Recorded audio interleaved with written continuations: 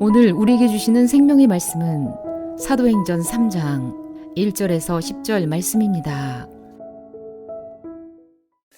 할렐루야. 예배 분과 인사하시겠습니다. 샬롬 축복합니다.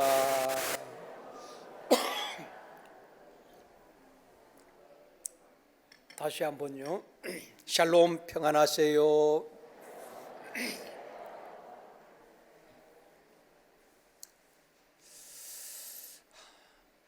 하나님께서 사람들에게 복을 주실 때에 만남을 통해서 복을 주십니다. 우리가 인생을 살아가면서 수많은 사람과 만나고 또 헤어지기도 합니다.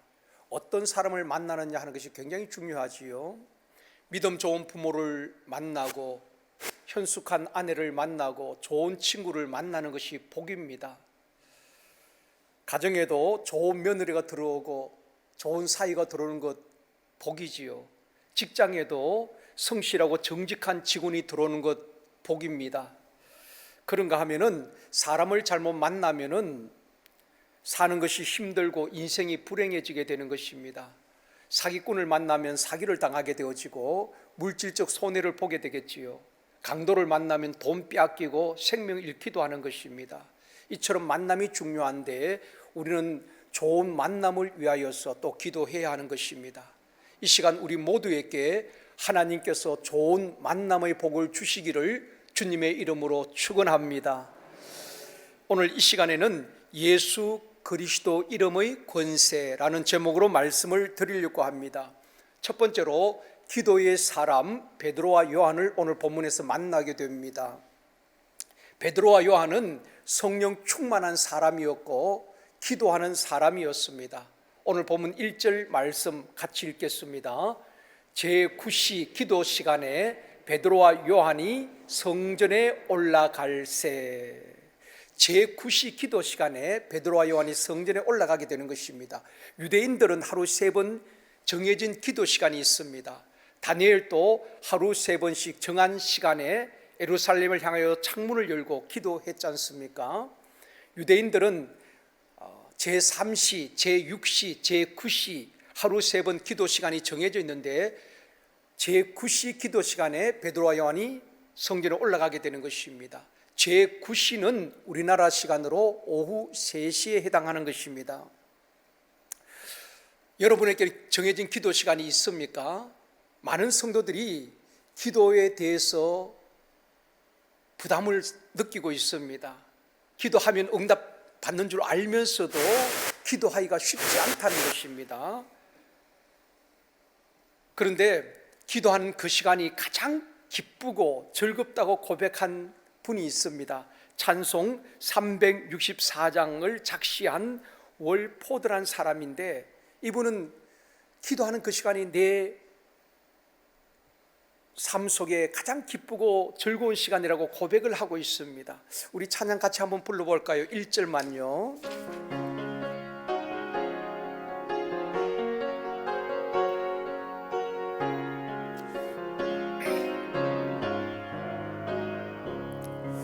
내 기도하는 그 시간 그때 가장 즐겁다. 이 세상 근심 걱정에 얽매인 나를 부르사 내 진정 소원 주 앞에 낯이 바로 아뢰요 금불행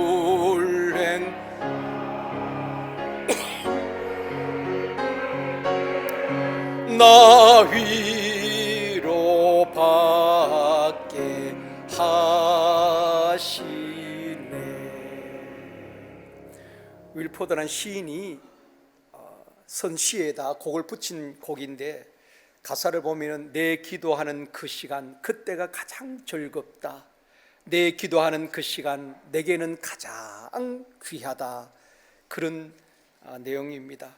이 시인은 하루 24시간 가운데에 가장 즐겁고 기쁜 시간은 하나님 앞에 무릎 꿇고 기도하는 시간이라고 고백을 하고 있습니다. 왜 그럴까요? 기도할 때에 하나님께서 위로를 해 주시기 때문에 그런 것입니다. 큰 불행 당하고 또 슬픈 일을 만났을 때에 하나님 앞에 엎드려 기도할 때 하나님께서 큰 위로를 주신다는 것입니다. 우리가 기도할 때에 하나님께서 은혜를 부어 주시고 우리가 기도할 때에 응답을 주시기 때문에 기도하는 그 시간이 내게 가장 귀하고 즐거운 시간이라고 시인은 고백을 하고 있습니다. 사랑하는 성도 여러분, 기도 시간이 우리에게 부담이 되고 힘든 것이 아니라 기도하는 그 시간이 가장 귀하고 즐거운 시간이 되어지기를 원합니다. 기도하는 분들 보면은, 기도 응답을 받은 분들을 보면은 기도하지 말라고 해도 그들은 기도합니다. 왜냐하면 기도하는 그 시간이 가장 귀하기 때문에, 기도할 때 하나님께서 응답을 주시기 때문에 그렇게 기도하시는 것입니다. 예수님도 보면은 공생애를 보면은 기도로 시작합니다. 기도로 모든 사역을 감당하시고 마지막 사역도 기도로 마무리하시는 것입니다. 그렇죠? 예수님이 공생애 시작하시면서 제일 먼저 40일 금식 기도로 시작하시는 것입니다. 그리고 때로는 새벽 미명에 일찍 일어나셔서 한적한 곳에 가셔서 혼자 기도하셨습니다. 때로는 제자들을 데리고 감람산에 올라가셔서 밤을 새워 철야기도 하셨습니다. 하나님이신 그분의 기도가 필요하겠습니까? 그런데 늘 기도하시면서 사역을 하셨던 것입니다. 또 십자가를 앞에 두고는 겟세마네 동산에서 땀이 핏방울이 되도록 진액을 쏟는 기도를 하셨습니다. 십자가에서 운명하시기 전에도 마지막으로 주님은 이렇게 기도하셨습니다. 내 아버지여, 내 영혼을 아버지 손에 부탁하나이다.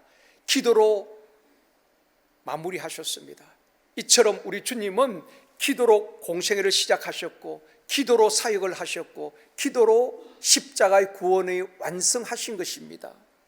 성경에 보면은 하나님 손에 붙들려서 귀하게 쓰임받은 사람들, 영육간의 문제를 해결받은 사람들, 또 하나님의 베푸시는 기적을 경험한 사람들을 보면은 다 하나님 앞에 무릎을 꿇었던 사람입니다. 성경은 창세기에서 요한계시록까지 보면은 기도의 사람들에 대한 기록이라고 해도 틀린 말은 아닐 것입니다. 수많은 인생의 난제 앞에서 개인의 문제, 가정의 문제, 자녀의 문제, 또 국가적인 문제를 앞에 두고 심지어 죽음 앞에서도 그들은 하나님 앞에 기도할 때에 하나님께서 가정의 문제를 해결해 주셨습니다. 자녀들의 문제를 해결해 주셨습니다. 그 나라의 문제를 해결해 주셨습니다. 죽을 병에서도 살려주시는 놀라운 하나님의 역사를 경험하게 된 것입니다. 그래서 성경은 기도 응답에 대한 간증이요, 고백이라고 할 수가 있는 것입니다. 백악관을 기도실로 만든 대통령 링컨이라는 책 아마 읽어보신 분들이 많이 계실 겁니다. 링컨은 대통령으로서 그 바쁜 일정 가운데서도 하나님 앞에 늘 무릎을 꿇고 기도했던 위대한 지도자였죠. 그 책 4장에 보면은 하나님을 의지한 위대한 지도자라는 글에 남북 전쟁에 대한 이야기를 하고 있습니다.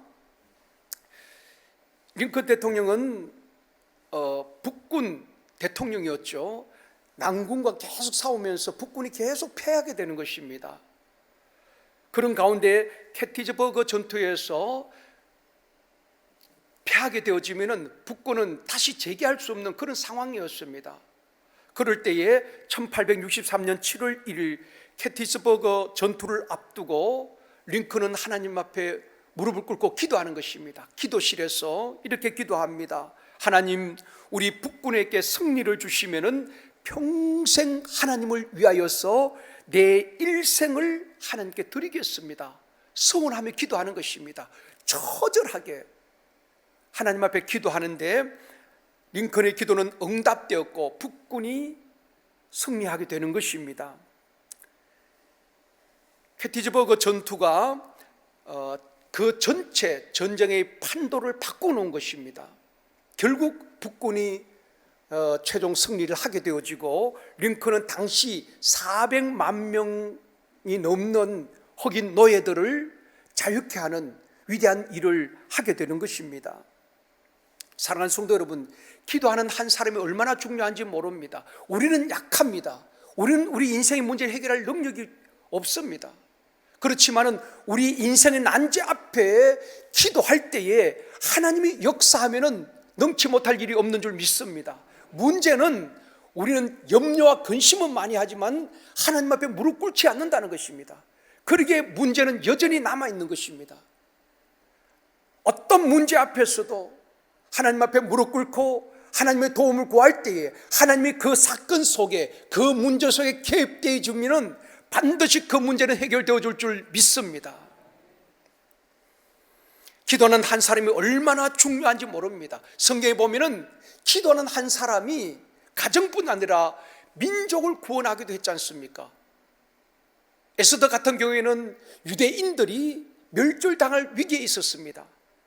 3일 동안 금식하며 아수르의 왕 앞에 나아가게 되는 것입니다. 그럴 때 하나님께서 왕의 마음을 움직여 주시고 멸절당할 유대인들을 역전시켜 주신 것입니다. 그게 불임질 아니겠습니까? 한 사람의 기도가 민족을 구한다는 것입니다. 여러분, 우리의 기도를 과소평가하면 안 되는 것입니다. 우리는 한없이 연약하지만은 우리가 기도할 때에 전능하신 창조주 하나님의 손이 움직인다는 것을 기억해야 되는 것입니다. 그러므로 염려, 근심된 일이 있을 때마다 기도로 정명 돌파할 수 있기를 원합니다.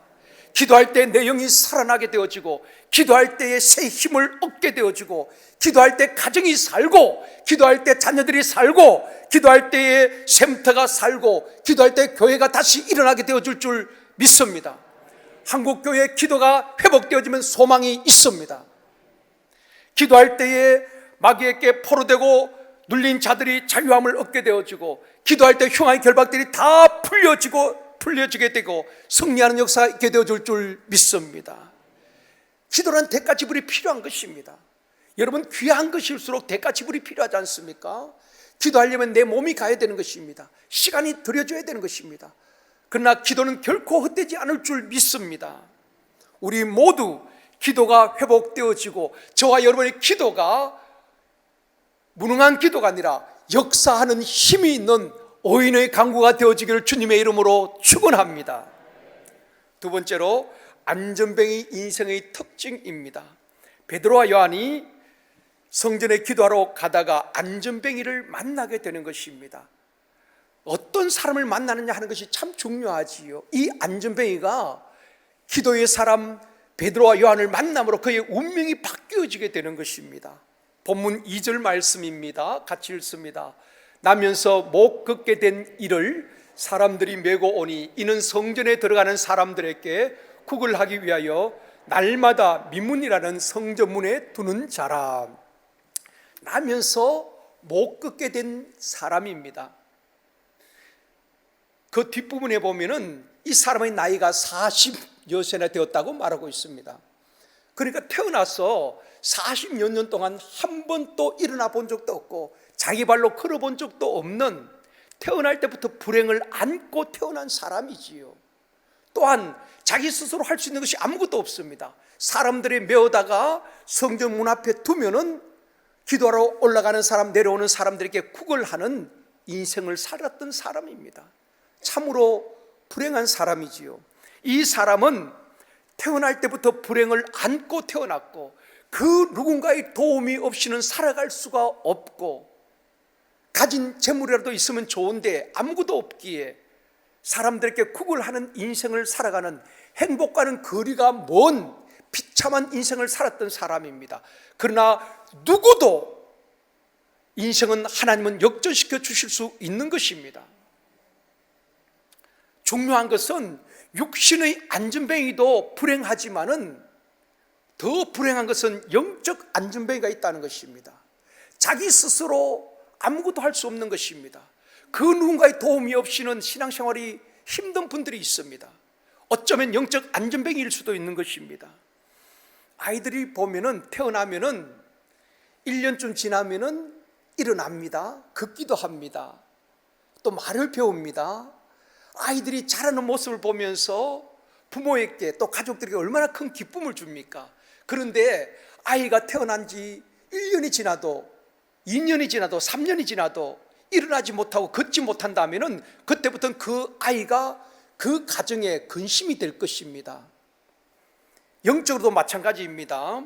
처음에 교회 나오신 분들은 우리가 잘 돌보아드리고 섬겨드리고 가르쳐드리고 그들의 영적 성장을 도와야 되는 것입니다. 그런데 3년이 지나도 5년이 지나도 영적으로 성장하지 못한다면 그때부터 다른 분들에게 근심이 되는 것입니다. 샘터장님께 근심이 되기도 하고 또 목자장님께 근심이 되기도 하고 지역회장님께 근심이 되기도 하는 것입니다. 모든 생명체는 자랍니다. 모든 동식물도 생명이 있는 것은 자라게 되어 있습니다. 생명이 없는 것은 성장도 자람도 없는 것이지요. 우리가 예수 그리스도를 영접했다고 하는 것은 예수 생명이 내 안에 들어왔다는 것입니다. 그것을 영접했다고 말하는 것입니다. 그것을 거듭났다라고 말하는 것입니다. 영적 생명이 내 안에 들어오기 때문에 영적으로 자라고 성장하는 것입니다. 여러분, 씨를 뿌리면은 생명이 있는 씨는 반드시 자라고 싹이 나고 꽃이 피고 열매를 맺게 되어 있습니다. 그런데 씨를 뿌리지 않고 생명을 뿌리지 않으면 자라지 못하지요. 예수 생명이 내 안에 들어오면 그 사람은 영적으로 자라게 되어 있는 것입니다. 그래서 그리스도의 장성한 분량에 이르도록 자라라고 말씀하고 있는 것입니다. 10년, 20년, 30년을 교회 다녀도 영적으로 성장하지 못하고 안전뱅이 신앙이 있다는 것입니다. 할렐루야 교회 원로 목사님이신 김상복 목사님께서 그분이 쓴 책에 보면은 이런 내용이 있습니다. 왜 성도들이 영적으로 성장하지 못하는가? 왜 그렇게 교회를 오래 다녔는데 수없이 말씀을 들었는데 신앙이 성장되지 않는가? 세 가지로 말씀을 하셨어요. 첫 번째 이유가 무엇인가 하면은 구원받지 못했기 때문이라고 말했습니다. 여러분, 교회 다니는 거하고 구원받은 것은 별개의 문제입니다. 교회 다니면 나는 당연히 구원받았겠지라고 생각합니다. 그렇지 않습니다. 예수 그리스도를 영접할 때에 하나님의 자녀가 되는 권세가 주어지는 것입니다. 예수 영접하지 않고도 교회 다닐 수 있습니다. 열심히 봉사할 수 있습니다. 그러나 내 안에 생명이 없다는 것입니다. 교회에 다녔지만은 예수 그리스도를 영접하지 못했기 때문에, 내 안에 예수 생명이 없기 때문에, 거듭나지 못했기 때문에, 중생하지 못했기 때문에 그렇게 교회를 오래 다녀도 믿음이 자라지 못한다는 것입니다. 두 번째 이유는 신앙 성장 과정을 가르쳐주지 않고 훈련시켜주지 않았기 때문이라고 말했습니다. 여러분, 신생아가 태어나면 그냥 자라는 것 아니잖아요. 그 부모들이 얼마나 헌신합니까? 먹여주고 갈아주고 재워주고 씻겨주고 그 양육을 통하여서 아이가 자라게 되는 것입니다. 우리도 마찬가지입니다. 영적으로도 그냥 자라는 것 아닙니다. 세가족관을 통하여서 또 양육을 받고 훈련을 받고 그런 가운데에 영적으로 성장하게 되어지게 되는 것입니다. 그래서 우리 교회에서도 영적 성장 과정을 개강하는 것은 성도들의 영적 성장을 돕기 위해서 하는 것입니다. 문제는 사람들이 배우는 것을 싫어한다는 것입니다. 훈련받는 것을 싫어하는 것입니다. 여러분, 스포츠에서도 세계적인 선수들을 보십시오. 재능만 가지고 세계적인 선수가 될 수 있겠습니까? 얼마나 연습을 많이 하는지 모릅니다. 정말 인간의 한계 상황에 도달할 만큼, 아니 그 이상의 혹독한 훈련을 하는 것입니다. 그래도 세계대회에 나가면 금메달 따기가 얼마나 어렵습니까? 그 수많은 훈련을 통하여서 세계 최고의 선수가 되는 것입니다. 영적으로도 마찬가지입니다. 그냥 영적으로 강해지는 것 아닙니다. 영적으로 그냥 성장되는 것 아닙니다. 가르치고 배우고 훈련을 통하여서 우리가 성장하게 되는 것입니다. 그래서 내비게이터 주 교재가 훈련으로 되는 제자란 책이 있습니다. 우리가 제자가 되는 것도 훈련을 통하여서 탁월한 예수 그리스도의 제자가 될 수 있다는 것입니다. 그런데 오늘날 많은 분들은 훈련받는 것을 싫어하는 것입니다. 교회에서 아무리 광고를 해도 그냥 주일날 교회 나오는 것을 만족한다는 것입니다. 부서에서 헌신하는 것을 만족한다는 것입니다. 내가 성장해야지 또 다른 사람을 가르칠 수 있고 내 어깨 위에 세울 수가 있는 것입니다. 세 번째 이유는 하나님의 말씀에 순종하지 않기 때문이라고 했습니다. 여러분, 오늘날 이 시대를 말씀의 홍수 시대라고 말합니다. TV만 켜면은 유명한 목사님, 훌륭한 목사님, 탁월한 설교들의 설교를 다 들을 수 있습니다. 여러분, 설교를 못 들어서 여러분 믿음이 안 자랄까요? 그렇지 않습니다. 설교 들으면서 다 평가합니다. 아, 저 목사님 설교 잘하셔. 저 목사 설교는 재미가 있어. 다 평가하는데 문제는 말씀을 내 삶 속에 적용하지 않는다는 것입니다. 순종하지 않는다는 것입니다. 좋은 말씀이야. 은혜 받았어. 거기서 끝나는 것입니다. 말씀을 내 삶 속에 적용할 때에 영적으로 강건하여지고 내 믿음이 성장하게 되어진다는 것입니다. 그래서 김상봉 목사님은 이 세 가지 이유 때문에 한국교회 성도들의 신앙이 자라지 않는다고 이야기를 하고 있는 것입니다. 오늘 본문에 나오는 안전뱅이도 일어날 수도 없고 걸을 수도 없고 자기 스스로 아무것도 할 수가 없습니다. 누군가의 도움 없이는 살아갈 수 없는 인생입니다. 얼마나 비참합니까? 영적 안전뱅이가 되어서는 안 되는 것입니다. 사랑하는 성도 여러분, 저와 여러분이 배우고 영적 힘을 얻고 일어나고 걷고 뛰고 하나님을 찬양하는 성숙한 그리스도인들이 되어지길 주님의 이름으로 축원합니다. 세 번째로 예수 그리스도의 이름의 권세입니다. 성전에 기도하러 올라가는 베드로와 요한에게 이 안전뱅이가 구걸을 하는 것입니다. 동정 한 입을 구걸했겠지요. 그때 베드로가 뭐라고 말합니까? 오늘 본문 6절 말씀, 이번 주 암송 말씀입니다. 같이 읽습니다. 베드로가 이르되 은과 금은 내게 없거니와 내게 있는 이것을 내게 주노니 나사렛 예수 그리스도의 이름으로 일어나 걸으라 하고, 베드로가 그를 향해서 말합니다. 너가 원하는 은과 금은 내게 없다. 동전은 한 입 내게 없지만은 내게 있는 것이 있다는 것입니다. 그것이 무엇입니까? 예수 그리스도, 예수 그리스도 이름.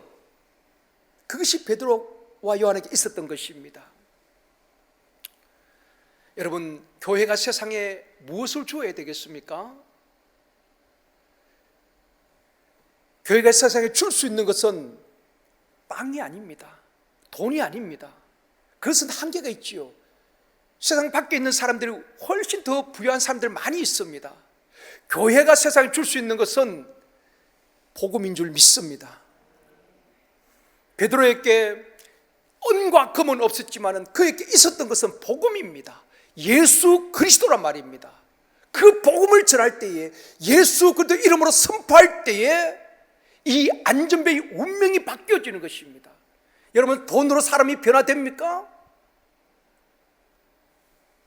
그러나 복음은 사람을 변화시키는 것입니다. 이 안전뱅이 인생, 그 누군가의 도움 없이는 살아갈 수 없는 구걸하는 인생이 베드로가 전한 복음을 듣고 예수 그리스도 이름을 선포할 때에 이 안전뱅이 운명이 완전히 바뀌게 되어지는 것입니다. 사람을 변화시키는 것이 복음의 능력인 줄 믿습니다. 교회가 세상을 향해서 줄 수 있는 것이 복음인 것입니다.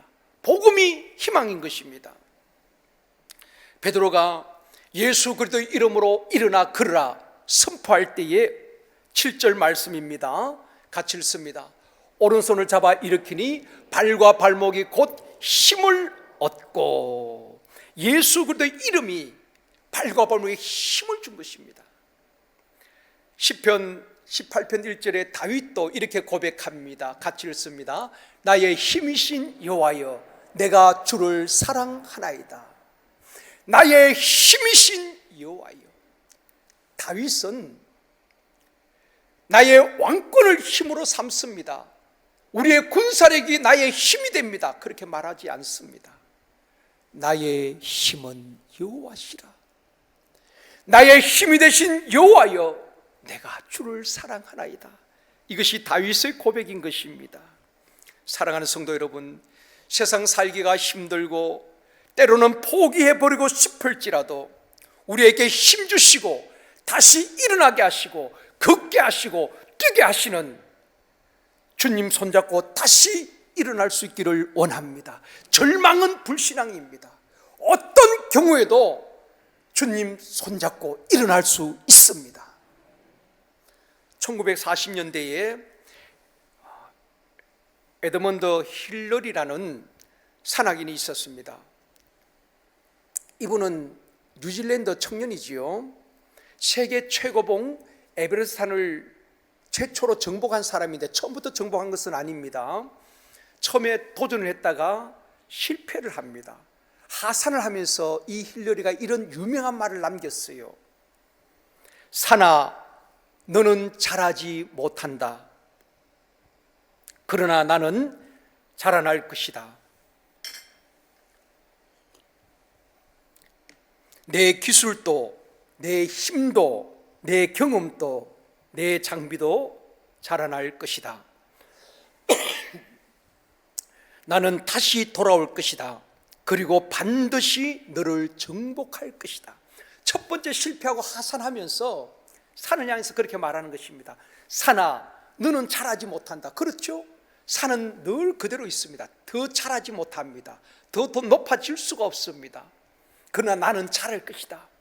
내 경험도, 내 기술도, 장비도 자라날 것이다. 나는 반드시 돌아와서 너를 정복할 것이다. 그 후 10년 뒤에 1953년 5월 29일에 이 힐러리는 세계 최초로 에베레스트산을 정복하게 되는 것입니다. 세상이 험한 것이 문제가 아니라 내가 영적 힘을 얻고 내가 성장하면은 얼마든지 세상을 이겨낼 수가 있는 것입니다. 이사야 40장 31절 말씀입니다. 같이 읽겠습니다. 오직 여호와를 앙망한 자는 새 힘을 얻으리니 독수리가 날개치며 올라감 같을 것이요 다른 박질하여도 곤비하지 아니하겠고 걸어가도 피곤하지 아니하리로다. 여호와를 앙망한 자는 새 힘을 얻게 되는데, 새 힘을 얻을 때 독수리가 하늘로 비상하듯이 올라가게 되는 것입니다. 세상이 험한 것이 문제가 아니라 영적 힘이 문제인 것입니다. 우리에게 필요한 것은 새 힘입니다. 하늘로부터 공급되는 영적 힘이 필요한 것입니다. 사랑하는 성도 여러분, 영적 힘을 키웁시다. 내게 새 힘을 달라고 하나님 앞에 기도합시다. 주여, 내게 죄를 이길 힘을 주시옵소서. 시험을 이길 힘을 주시옵소서. 세상을 이길 힘을 주시옵소서. 그 힘이 없기 때문에 시험 들고 죄에 무너지는 것입니다. 우리 모두 주님 주시는 영적 새 힘을 얻어 안전뱅이 신앙인이 아니라 독수리가 날개치며 올라감같이 비상하는 신앙인이 되어지기를 주님의 이름으로 축원합니다. 지금 대한민국에서 가장 힘 있는 사람이 누구이겠습니까? 윤석열 대통령이겠지요. 국가가 부여한 권세가 있기 때문에 힘이 있습니다. 그러나 세상 권세는 정권이 바뀌면 그 힘은 또다시 무력해지는 것입니다. 우리에게 성도들의 가장 큰 힘이 무엇이겠습니까? 예수 그리스도 이름의 권세인 줄 믿습니다. 5년이 아니라 영원하신 예수 그리스도, 그 이름이 힘이요 능력이요 권세인 줄 믿습니다. 베드로가 안전뱅이를 향하여서 예수 그리스도 이름으로 일어나 걸으라 명할 때에 발과 발목이 힘을 얻게 되어지고, 그 다음 8절에도 말씀합니다. 같이 읽습니다. 뛰어서서 걸으며 그와 함께 성전으로 들어가면서 걷기도 하고 뛰기도 하며 하나님을 찬송하니. 성문 밖에서, 성전 밖에서 구걸하던 인생, 한 번도 걸어본 적이 없는 안전뱅이 인생이 베드로가 예수 그리스도의 이름으로 선포할 때에 발과 발목에 힘을 얻고 일어나게 됩니다. 걷게 됩니다. 뛰게 됩니다. 성전으로 들어가면서 하나님을 찬양하게 되는 것입니다.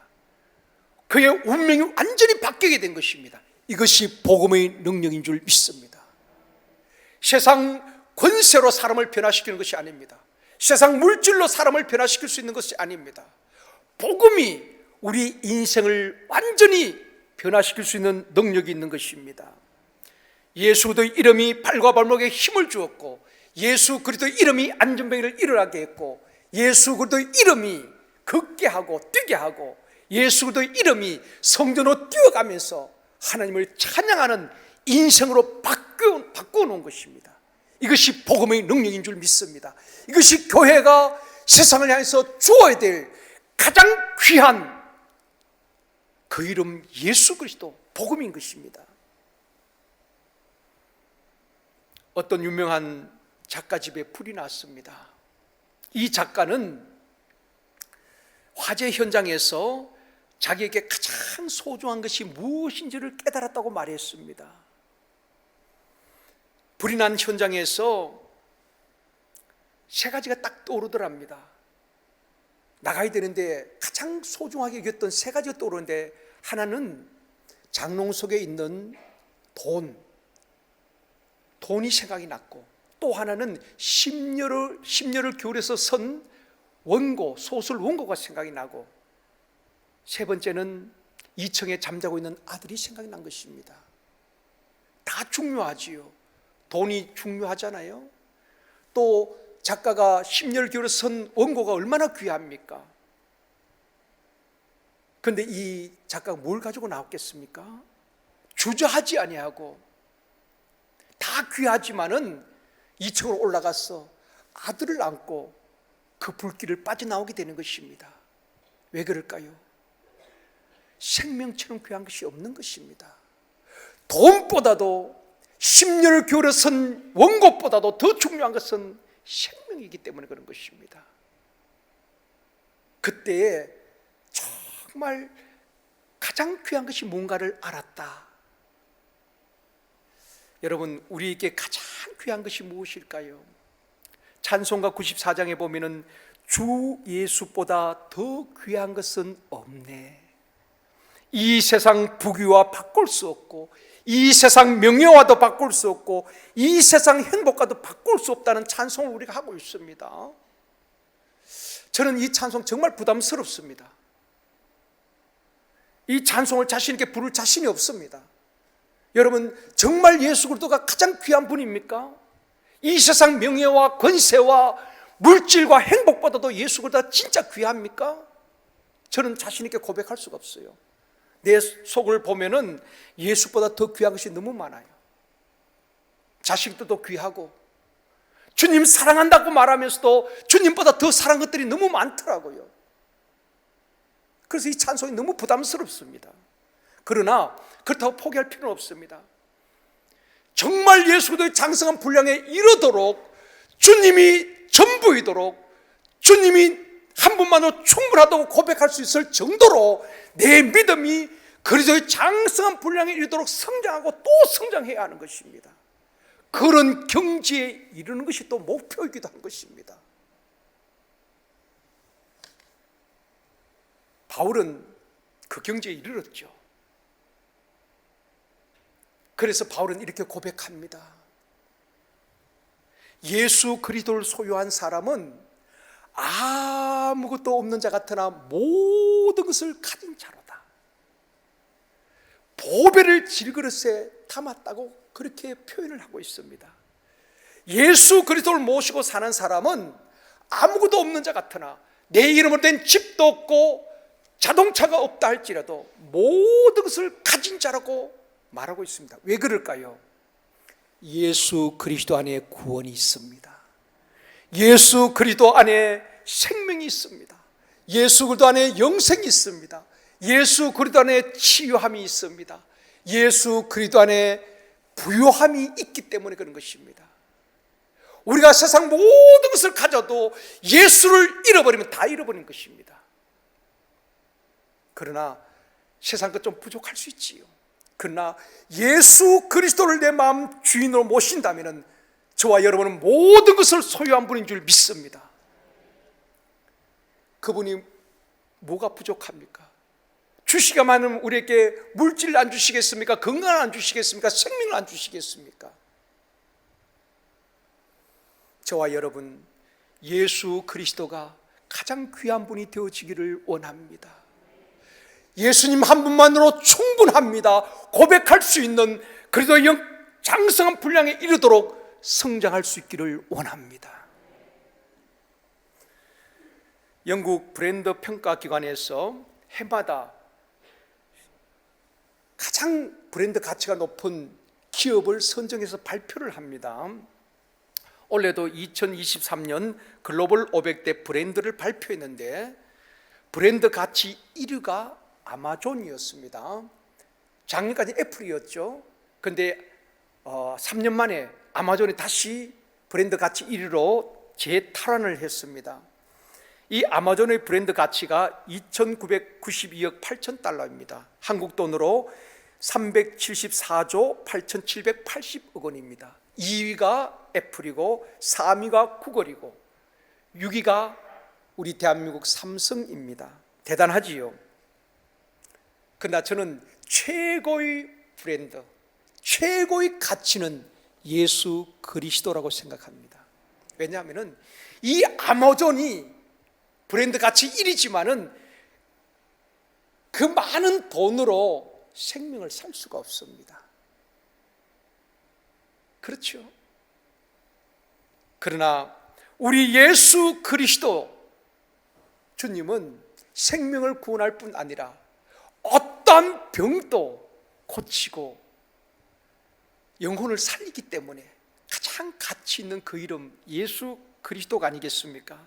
사도행전 3장 16절에서 말씀합니다. 같이 읽겠습니다. 그 이름을 믿음으로 그 이름이 너희가 보고 아는 이 사람을 성하게 하였나니 예수로 말미암아 난 믿음이 너희 모든 사람 앞에서 이같이 완전히 낫게 하였느니라. 여러분, 최고의 브랜드 가치인 아마존이 그 많은 돈을 투자한다 할지라도 이 안전벨을 이렇게 세울 수 있겠습니까? 성하게 할 수 없지요. 그런데 그 이름 예수 그리스도께서 그를 성하게 했고 완전히 낫게 했고 그의 운명을 바꾸어 놓았다는 것입니다. 그러기에 저는 예수 그리스도가 가장 가치 있는 분이고 가장 소중한 분이라고 확신합니다. 말씀을 맺겠습니다. 사랑하는 성도 여러분, 성도들에게 주신 가장 큰 권세는 예수 그리스도 이름의 권세입니다. 대통령이 지시를 하고 대통령의 사인이 있다면 그 일이 시행되겠지요. 그런데 우리 주님은 이렇게 말씀하십니다. 내 이름으로, 예수 그리스도 이름으로 무엇이든지 구하면 내가 시행하리라. 세상 권세자들이 아무리 말해도 시행되지 않은 부분도 있습니다. 그런데 우리 주님은 약속하셨습니다. 너희가 내 이름으로, 예수 그리스도 이름으로 무엇인지 구하면은 전능하신 하나님께서 시행하시겠다, 응답하시겠다, 이루어 주시겠다 라고 말씀을 하고 있습니다. 우리가 예수 그리스도 이름으로 기도할 때 응답 주시고 예수 그리스도 이름으로 선포할 때에 가정의 어둠의 영들이, 악한 영들이 떠나가는 역사 있게 되어줄 줄 믿습니다. 안타까운 것은 이렇게 예수 그리스도의 이름 권세를 주셨지만은 활용을 못하고 있는 것입니다. 달란트를 땅에 묻어놓은 종처럼 기도란 이 엄청난 하나님의 축복을 활용을 못하는 것입니다. 그러면서 여전히 현실적인 문제 앞에서 허덕이고 있다는 것입니다. 염려 근심하고 있다는 것입니다. 다시 한번 예수 그리스도의 이름으로 기도하면서 우리 인생의 난제를 풀어가는 저와 여러분이 되어지기를 원합니다. 예수 그리스도의 이름 권세로 승리하는 우리 모두가 되어지기를 주님의 이름으로 축원합니다.